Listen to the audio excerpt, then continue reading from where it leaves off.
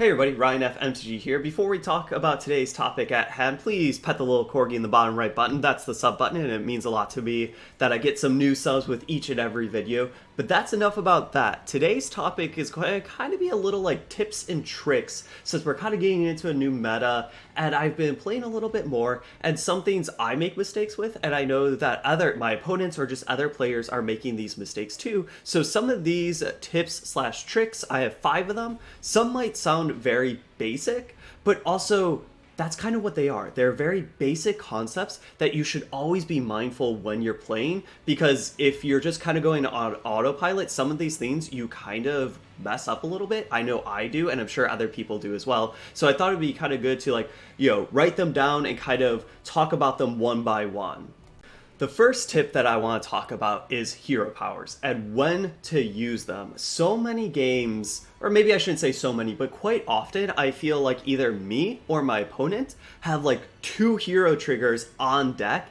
And yes, sometimes that could be correct. However, if you're losing the game and you could have activated your hero power once or twice, you probably messed up a little bit. And what I mean by this, let's look at Devil Trigger, right? The AP is 13. If you lost the game with 13 AP, you probably missed out on a big opportunity of using Devil Trigger, and maybe that could have helped you win the game. So yes, sometimes you do want to have 1 or 2 triggers on deck, but then use it. And also be aware that there's always the cooldown time, right? You can't use Devil Trigger and then as soon as it goes away, use it again, right? It takes a little bit of time. You cannot spam hero powers. There is that buffer that you have to make sure that you're playing around with.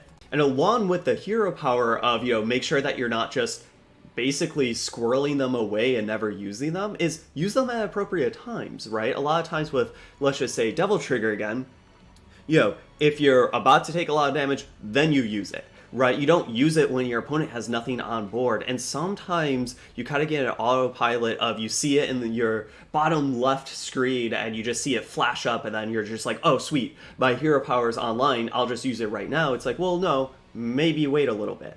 So I know basically it comes down to 2 points is don't lose the game or win the game with a lot of AP in store. That means you probably could use your hero power a little bit more. And also, as soon as you can use it, you might not want to use it. Maybe you want to wait just a little bit.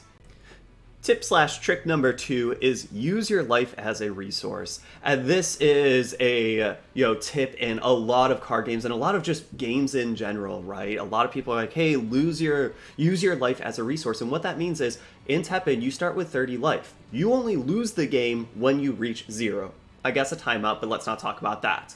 So therefore, there's no difference between 30 and 20 and 1. You're still in a prime opportunity to win the game. So sometimes you use your life as a resource, meaning you take a little bit damage to get more value from your cards and from your plays in the future.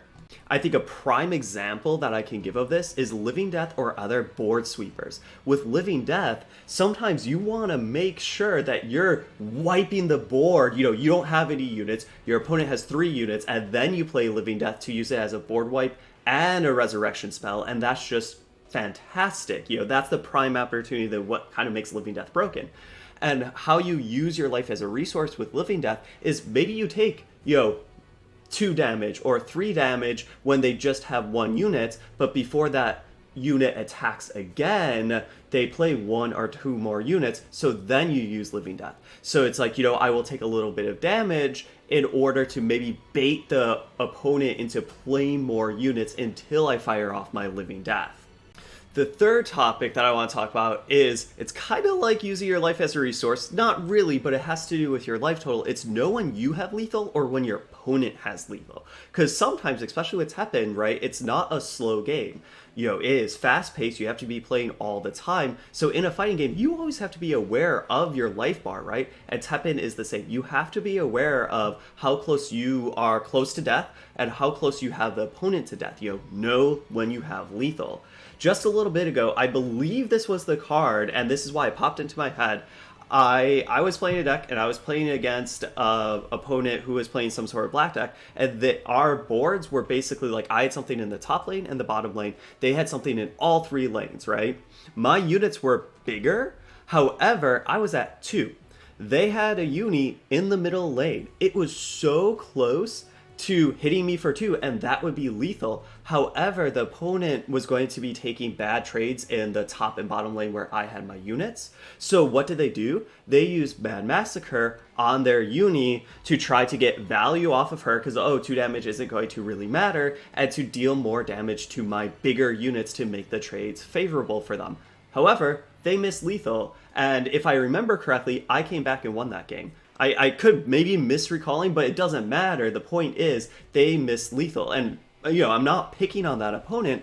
I do that all the time, right? Where maybe you were hitting in for 2 damage, they're at 4, maybe you had a +2 pump spell that maybe you should have played right before it hits. Yes, your opponent could use a removal spell, but wouldn't you rather, more times than not, go for the winning play rather than prolonging the game and giving them more opportunities to draw that, removal spell or counter spell or what have you to kind of win the game and grasp the game away from a game that you probably could have won. The fourth trick that I want to talk about is kind of specifically spillover, but also more just knowing what your cards do and what effects they have / what abilities they have. But the one that keeps on popping in my head more is spillover, because spillover says deals half of damage dealt to a unit to the adjacent units as well. And so yes, it's good to know, what units have rush and heavy pierce and always kind of be aware of that. Yet again, I keep saying be aware of it because you know it. It's just sometimes you forget it, right? Because you're just like not thinking about it. So being aware, especially spillover. If you have a spillover unit, you want to play it in your middle lane, right? Because that's where there's more adjacents to spill over, right?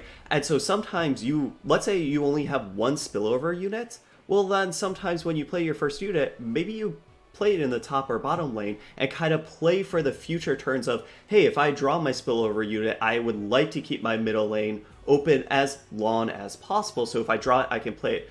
Maybe you don't draw it, so then you do drop a unit in the middle lane because that's the only one that you have free, and that's fine. But you kind of play for the future.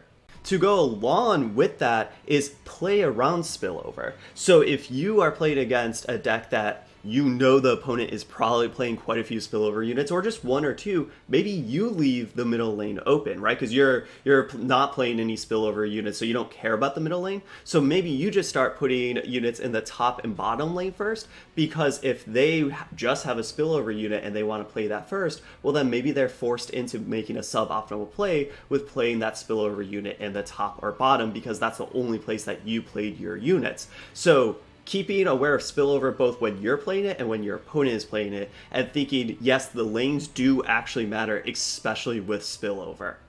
The fifth and last topic that I want to talk about today is when to play your units. Specifically units, because when to play your actions and the response phase and stuff, that's a whole different breed. But I specifically want to talk about when to play your units. And sometimes it's right away, all the time, as soon as you have the AP or MP, and good job, right? Sometimes you do want to do that. Other times you want to sandbag them. You want to hold on to them and play it at the correct time. A lot of times with the Ryu decks, this happens all the time, because with all of the enter the battlefield, deals damage, ETB, deal damage, you want to kind of usually set it up where your opponent plays something and then you play something so that you're actually dealing that damage. However, sometimes, you're kind of like, okay, my opponent doesn't play that many units, and I want to kind of start to close the game and be aggressive. So sometimes you play a BB Hood or something like that, and you don't care about the ETB because you're just like, hey, I want to start dealing damage.